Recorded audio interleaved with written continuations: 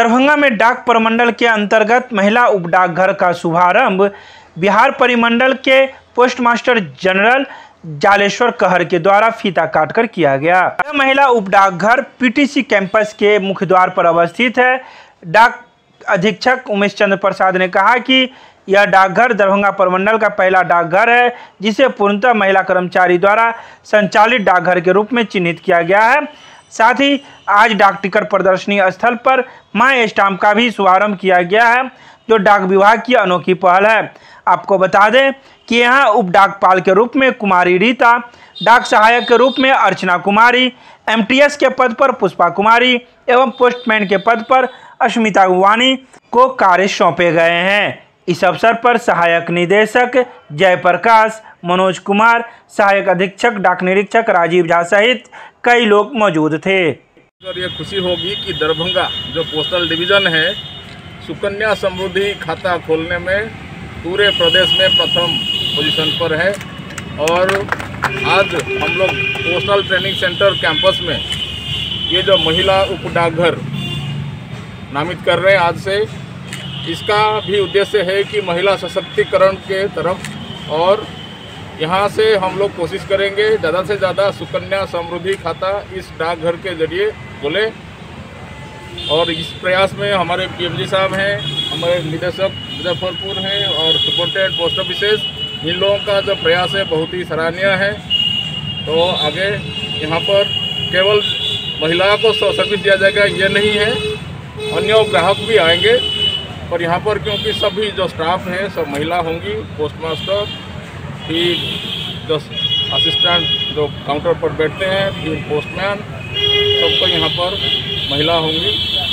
फिर भी यहाँ पर जो जेंट्स वाले ग्राहक आएंगे, जो पुरुष ग्राहक आएंगे, उनका भी सर्विस जो भी रिक्वायर्ड है जैसे पहले दिया जा रहा वो अच्छी तरह से सेवा देने के लिए कोशिश करेंगी। आपको फिर धन्यवाद देता हूँ। मेरी तो यही कोशिश रहेगी कि मैं अच्छी सर्विस दूँ ताकि पोस्ट ऑफिस के प्रति और भी लोगों की जागरूकता बढ़े, है ना। अभी तक जितने भी सकारात्मक सोच, बीच में नकारात्मक थोड़ी सी हो गई थी, लेकिन अभी सकारात्मक सोच के कारण मैंने सारे जो हैं सो पोस्ट ऑफिस के प्रति और भी उनका लगाव रहेगा। ये मैं कोशिश करूँगी कि उनकी सर्विस में कोई कमी ना आए। मुख्य उद्देश्य यही है कि कस्टमर संतुष्ट रहें, क्योंकि कस्टमर है तभी हम हैं और कस्टमर को पूरी संतुष्टि दी जाएगी। केंद्र के द्वारा कई ऐसी योजनाएं यहाँ दी गई है जिसको जो गरीब लोगों को ज़्यादा मदद करती है, जैसे बेटी को लेकर सुकन्या योजना हुआ, क्या उसको किस तरह से आप चाहेंगे यहाँ पर? मैं चाहूँगी कि अभी तक जितना भी मान लेते हैं कि सुकन्या में हमारा जो डिवीज़न फर्स्ट किया है ना, मैं चाहूँगी कि उसको बरकरार रखा जाए, है ना। उसमें कहीं कोई कमी नहीं आएगी और जितना हम सबसे बनेगा मैं उसमें सहयोग दूँगी। आज कितनी खुशी मिल रही है इसके इंचार्ज बन के? जी, मुझे बहुत खुशी मिल रही है, क्योंकि मैं पहली महिला मैंने पहला डाक बाबू बनी हूँ है ना। और खूब सराहे हैं। और सबसे बड़ी बात है कि हमारे डाक अधीक्षक महोदय, जिनका अभी मैंने 6 महीने बाद रिटायरमेंट होगी, लेकिन उनके सौजन्य से ये किया गया है तो मैं पहली डाक लेटर। क्या नाम हो आपका? नाम क्या हो? कुमारी रीता।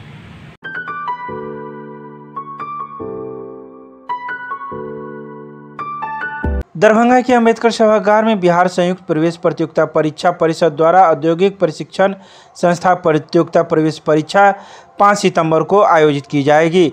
यह परीक्षा जिले के नगर क्षेत्र के कुल 28 केंद्रों पर आयोजित की जाएगी।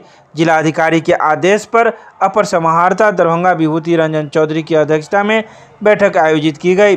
बैठक को संबोधित करते हुए उन्होंने सभी केंद्राधीक्षक को निर्देश दिया कि हर हाल में प्रवेश परीक्षा स्वच्छ, शांतिपूर्ण एवं कदाचार मुक्त संपन्न होना चाहिए। सभी परीक्षा केंद्र पर ऑब्जर्वर, स्टैटिक दंडाधिकारी एवं पुलिस बल की प्रतिनियुक्ति की गई है। सभी परीक्षा केंद्रों को कुल 10 जोन में बांटा गया है और जोनल दंडाधिकारी की प्रतिनियुक्ति की गई है। बैठक में बताया गया कि इस परीक्षा में जूता पहनकर नहीं आना है, साथ ही बिना मास्क के किसी भी अभ्यर्थी को परीक्षा केंद्र में प्रवेश नहीं दिया जाएगा।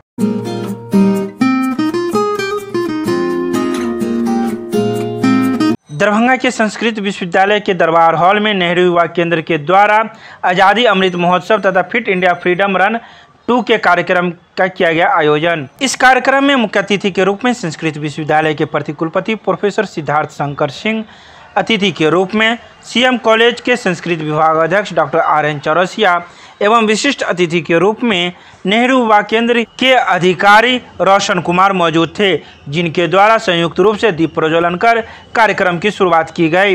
वहीं इस आए अतिथियों को नेहरू युवा केंद्र के कार्यकर्ताओं के द्वारा सम्मानित भी किया गया। आपको बता दें, आज़ादी का अमृत महोत्सव तथा फिट इंडिया फ्रीडम रन 2 के तहत कई प्रतिभागी भी पहुंचे थे, जिनके द्वारा दौड़ प्रतियोगिता का भी आयोजन करवाया गया।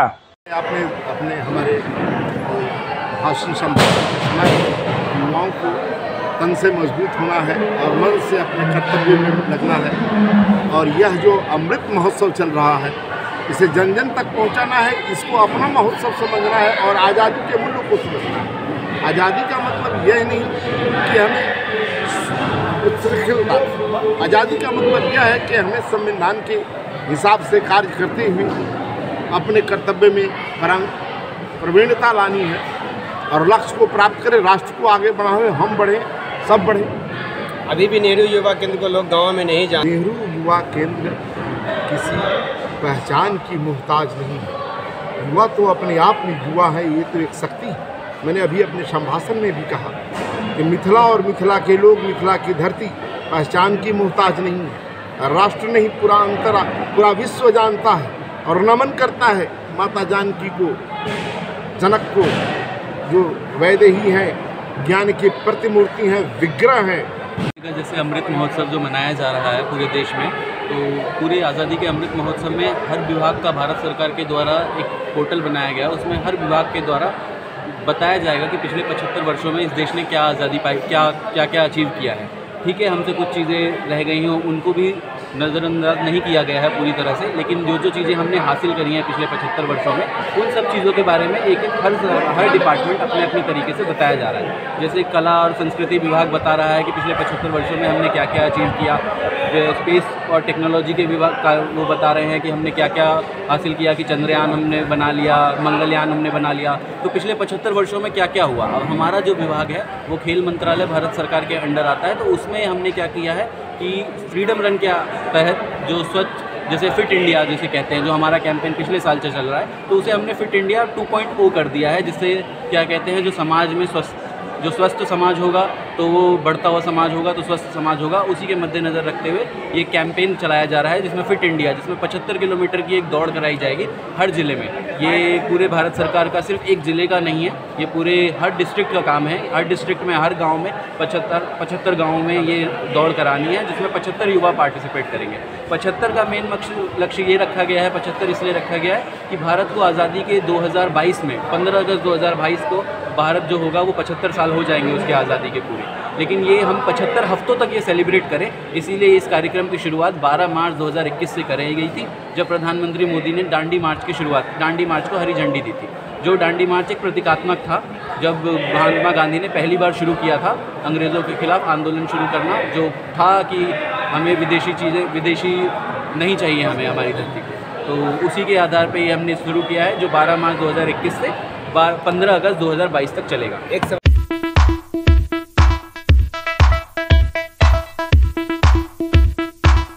कोविड-19 के मृतकों के मुआवजा का भुगतान एवं GR राशि भुगतान को लेकर की गई बैठक।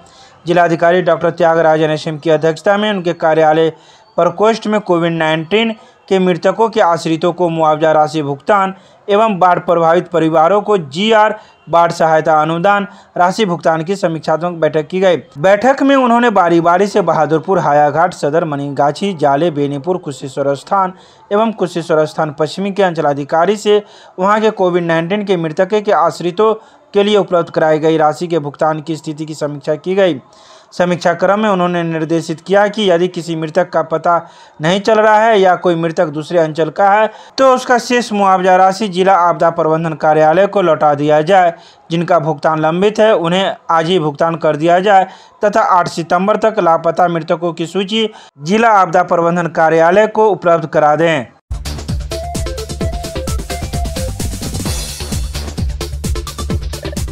दरभंगा के सीएम साइंस के पास उस समय अफरा तफरी की स्थिति उत्पन्न हो गई जब छात्र छात्राओं को यह पता चला कि उनकी परीक्षाएं रद्द हो गई है और छात्र छात्राओं ने हंगामा शुरू कर दिया।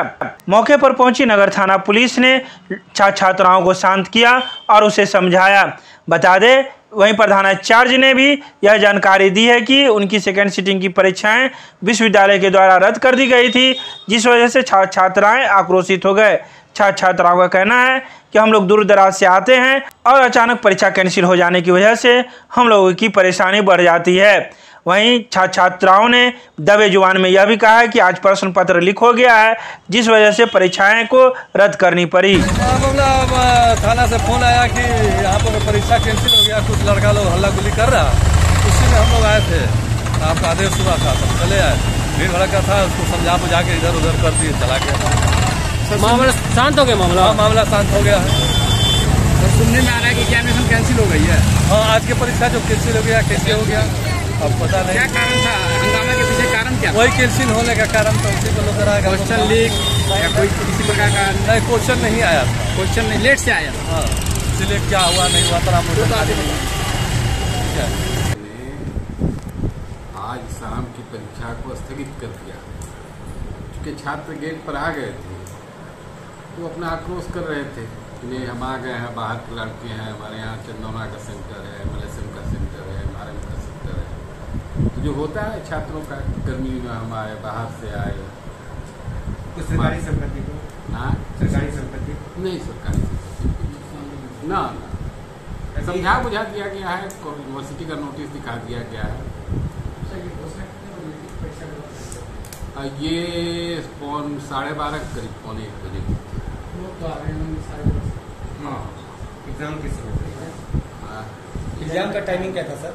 एग्जाम का टाइम था 1 बजे से। ये घोषणा हुई हमको लगता है 11:15 में। किस समय फोन आया था, जरा घर से देखते थे, 11:15 या 11:30 में फोन आया। नोटिफिकेशन भी उसी के साथ है। सर एक चीज़ और बताइए सर कि ये थर्ड ईयर वाले के थे या फर्स्ट ईयर? फर्स्ट ईयर ये थर्ड वाले। हाँ, ये थी, एक तो कॉमर्स के किसी सब्सिडी की थी और एक एंथ्रोपोलॉजी की थी परीक्षा। सोशल मीडिया के द्वारा कुछ सूचना मिली जो क्वेश्चन वायरल हो चुके हैं। सेकेंड पेपर में, सेकेंड सीटिंग में जो आज की परीक्षा, ये कॉमर्स के बिजनेस मैनेजमेंट एंड कम्युनिकेशन का और एंथ्रोपोलॉजी का, तो इसलिए हम लोग राष्ट्रीय स्तर पर इसको, इस परीक्षा को तत्काल स्थगित कर दिए हैं। इसकी घोषणा, तिथि की घोषणा जितनी जल्द हो सकेगी उसको करेंगे। सर इससे पहले तो हमको सूचना नहीं मिली थी, इस तरह की सूचना हमें कोई नहीं मिली थी। जैसे आज हमको सब चीज़ मिली और तुरंत हमने इसको एक्शन में लिया और हमने निर्णय लेकर के, तो ये लेकर के इसको स्थगित कर दिया। तो क्या ये सच है कि प्रश्न पत्र लीक हुए हैं? अब ये तो जांच का विषय है, जांच कमेटी के द्वारा हम इसको सर्च करवा रहे हैं, इसके बाद ही पता चलेगा। कहाँ से लीक हुई है, क्या इसके बारे में कोई जानकारी? नहीं, ये तो सोशल मीडिया पर कहाँ से आया, मोबाइल पे कौन भेजा, कहाँ से क्या कर रहा है, सूचना मिली, हमने स्थगित कर दिया। सर, जो प्रश्न पत्र लीक हुए हैं, आपने उस प्रश्न पत्र के मिलान किया तो सही पाया है? हाँ, उसको सही पाया। फिर इसकी तिथि कब घोषित की जाएगी? जितनी जल्दी शीघ्र हो जाएगी। हो सकता है कि आज भी हम कर दें। आपका चलिए।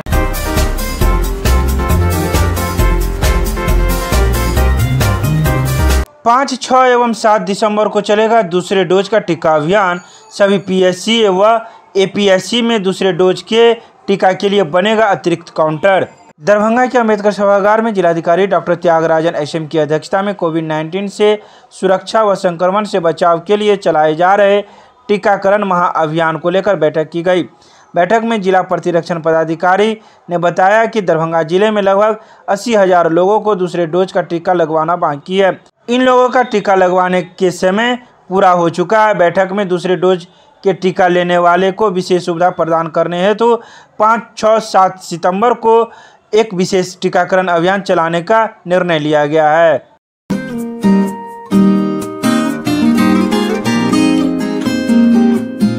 दरभंगा में मिथिला विश्वविद्यालय के वनस्पति विभाग की नई विभागाध्यक्ष बनी शहनाज जमील को बधाई देने के लिए पहुंचे कई लोग। शनिवार को नागेंद्र झा महिला महाविद्यालय की शिक्षिका डॉक्टर धर्मशिला गुप्ता ने शहनाज जमील को बुके देकर बधाइयां दी। साथ ही उन्होंने मिथिला विश्वविद्यालय के कुलपति को धन्यवाद दिया कि उन्होंने महिला को प्राथमिकता देते हुए वनस्पति विभाग की नई विभागाध्यक्ष के रूप में महिला को नियुक्त किया। साथ ही डॉक्टर धर्मशिला गुप्ता ने यह भी कहा कि आज हमें बहुत खुशी हुई है कि एक महिला विभागाध्यक्ष बनी है। आज मैं ललित नारायण मिथिला विश्वविद्यालय के वनस्पति शास्त्र विभाग में आदरणीय ये शहनाज जमील मैडम ने यहाँ पर बॉटनी डिपार्टमेंट में हेड का दायित्व उनको मिला है और एक नारी को, एक महिला को माननीय कुलपति महोदय ने इस डिपार्टमेंट को संभालने की जवाबदेही दी है। मैं अपनी ओर से माननीय कुलपति के प्रति आभार व्यक्त करती हूँ, धन्यवाद व्यक्त करती हूँ कि जिन्होंने वनस्पति शास्त्र स्नातकोत्तर विभाग में हमारी हेड के रूप में प्रोफेसर शहनाज जमील को उनको दायित्व दिया है। एक बहुत बड़ी उपलब्धि है और एक नारी को हेड के रूप में उन्होंने सम्मान दिया है हेड बना करके, इसके लिए उनके प्रति आभार।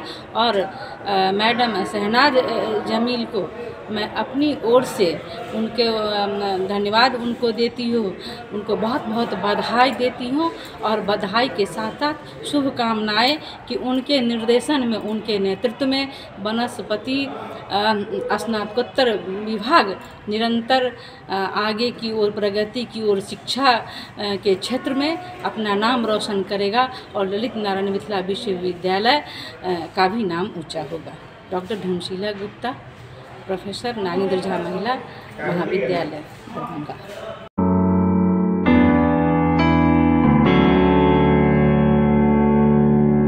कैथी लिपि का अनुवाद दूसरे राज्यों से आने वाले लोगों को मिल रहा है लाभ।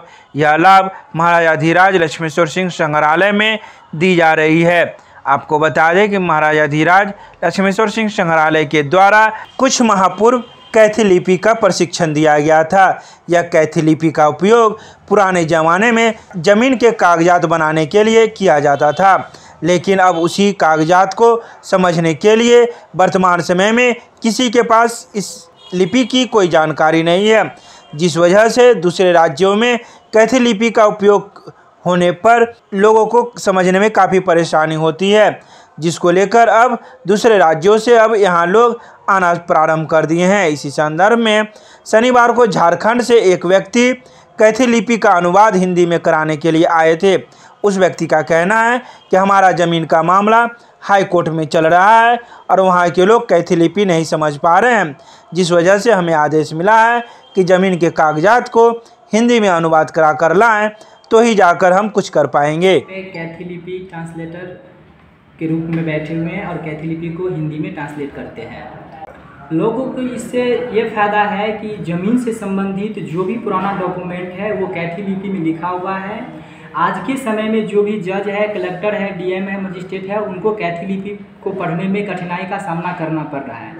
जो आज हमारे पास झारखंड से आए हुए एक व्यक्ति है जिनको कैथी लिपि में बहुत सारा दिक्कत हुआ और जहाँ तक कि जज साहब भी इस चीज़ को नहीं पढ़ पाए और जज साहब ने इनको बोल दिए हैं कि कैथी से आप हिंदी करवा के लाइए और हमारे पास आए हैं। मैंने इनको कैथी से हिंदी में ट्रांसलेट करके दे दिया है।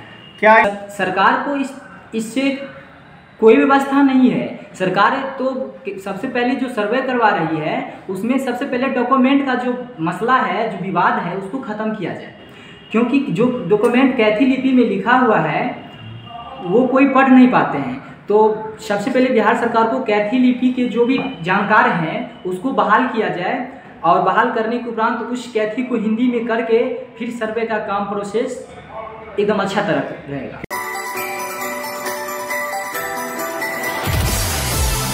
दरभंगा में विश्वविद्यालय थाना क्षेत्र के कैदराबाद स्थित मुकुंदी चौधरी स्कूल के सामने अवस्थित डॉक्टर नागमणि वर्मा के बंद घर को चोरों ने बनाया निशाना। चोरों ने बंद घर से 25,000 नगद सहित 1 लाख की संपत्ति उड़ा ली। डॉक्टर नागमणि वर्मा घर में ताला लगाकर परिवार के साथ दिल्ली गए हुए थे। बता दें कि यह मकान स्वर्गीय अटल बिहारी वर्मा का है। इसी घर में उनके 3 पुत्रों का आवास है। एक पुत्र डॉक्टर नागमणि वर्मा चिकित्सक हैं तो दूसरे रतन वर्मा व्यवसायी है। एक पुत्र पारसनाथ वर्मा दिल्ली में पुलिस अधिकारी है। एक सप्ताह पूर्व डॉक्टर नागमणि वर्मा छोटे भाई रतन वर्मा के साथ सब परिवार इलाज के लिए दिल्ली गए हुए थे। जाने से पूर्व अपने ड्राइवर को घर में सोने को कह गए थे। बताया जाता है कि बाढ़ का पानी घर में घुस जाने के कारण ड्राइवर रात को वहां सोने नहीं आ सका। मौके का फायदा उठाकर चोरों ने घर का ताला तोड़कर हाथ साफ कर लिया। मौके पर पहुंची विश्वविद्यालय थाना पुलिस मामले की जाँच कर रही है।